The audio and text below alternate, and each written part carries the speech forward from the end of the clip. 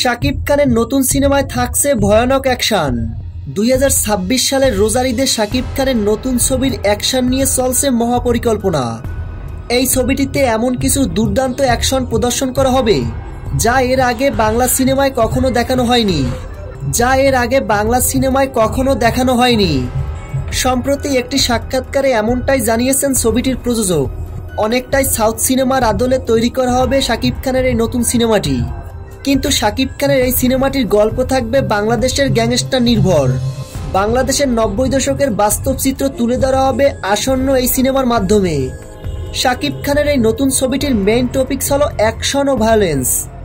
বিগত দিনে দেশে যে সিনেমাগুলো মেকিং করা হয়েছে সেই সিনেমাগুলোতে অ্যাকশনটা প্রফেশনালভাবে প্রদর্শন করা হয়নি, যার ফলে যারা অ্যাকশন এবং ভায়োলেন্স পছন্দ করেন তাদের কাছে অতটা ভালো লাগেনি। কিন্তু এবার আর দর্শকরা হতাশ হবে না শাকিব খানের আপকামিং নতুন সিনেমাটি দেখে, কেননা শাকিব খানের এই নতুন ছবির বাজেট ধরা হয়েছে 30 কোটি টাকা। অর্থাৎ এই সিনেমার অ্যাকশনের পিছনে প্রায় 10 কোটি টাকা ব্যয় করা হবে।